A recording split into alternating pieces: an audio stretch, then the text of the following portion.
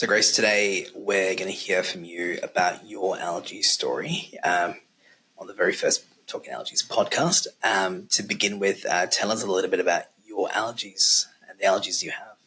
Yeah, I've been diagnosed with 26 allergies. 26? Yeah, 26.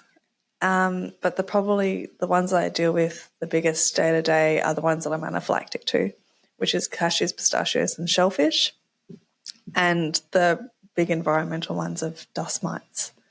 So when you say cashews, pistachios, so those are tree nuts? Yeah, they're a tree nut. But no other tree nuts, just the cashews and the pistachios in that group? Yeah, the ones that are related. Okay. And then you've got your shellfish, and you said, so that crustaceans... And mollusks. Okay. Mm. So that's sort of like two groups in itself. Yeah. Yeah, so you've got mollusks like oysters, oyster sauce, Of course. and shellfish, so crabs that people eat quite often. Quite a lot, very popular in Australia. So They are. And you mentioned the environmental allergies as well. Yeah, so dust mites, grasses, cockroach poo. Cockroach poo. Yes, cockroach poo. That was the official diagnosis. I'm not here to question the official diagnosis. Nope. So, no. And when did you first learn you had allergies? Yeah, so since a baby, I was hospitalised with eczema and asthma, but I didn't know that I had an allergy until grade 5 when I was in playground in school. And one of my friends offered me a cashew. I was afraid to eat the cashew just because it was a new food. And I took a slither. So I kind of took the smallest slither just on the back of my tooth so that I could taste it. And my throat went a little bit numb and a little bit scratchy. And then my face blew up. So, and how old were you? Grade 5, so I think that's around 10, Okay. 11. Well, but you didn't have allergies prior to that?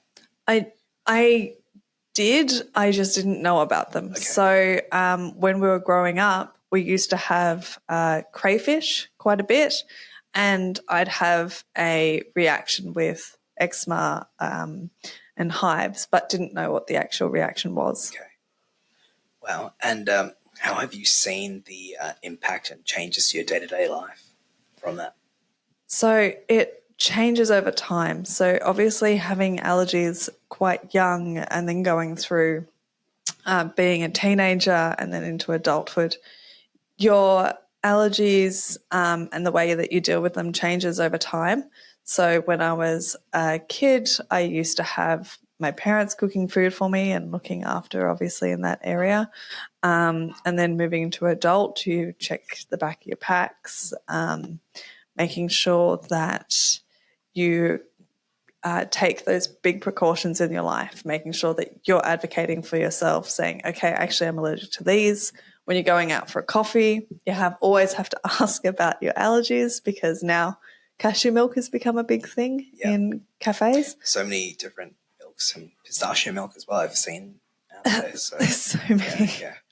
So, and also in the beans too, there's extract in the beans. So you have to make sure, even when you're going out for a coffee, which is really big in Melbourne, that you actually ask, okay, what's in the beans, what's in the coffee? Can you actually make sure that the jug is completely cleaned and the wand is cleaned? Okay. Yeah. So how do you manage day-to-day situations now?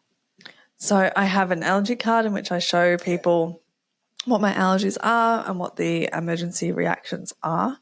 And I take different precautions. So whether that would be if I'm going out, whether it is a reaction that I might get to, say, the pollen or grasses, knowing I have to manage my asthma reactions in that day, or obviously to take my emergency medications with me at all times. Okay. And is there something you've learned about allergies you would not have known before you had an allergy? Heaps. Because I've had an allergy from such a young age, I've grown up with it and don't know any different. So learning things about allergies is really what I learn is from other people and how they deal with their allergies, because I've only got my own experiences that I've lived with allergies, but listening to how other people have dealt and how they go about their day-to-day lives is really interesting. If you met someone who's at the beginning of their allergy journey or just found out that they have allergies, what would you like to tell them? That they should make sure that obviously that they're carrying their emergency medication with them at all times, that as soon as you find out, make sure that you know what you have to do. That's probably one of the big things to get your head around, of understanding what to do, how to do it, and when. But also that the diagnosis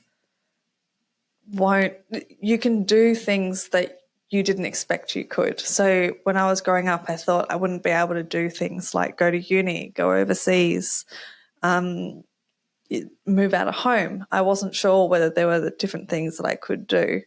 And with precautions, I've been able to do it. Thank you so much for sharing your story. I learned a few new things myself, especially with the milk. I didn't think about that. It's such an everyday thing. It is. Whenever you're consuming anything, it's really important to check, particularly if you've got a food allergy.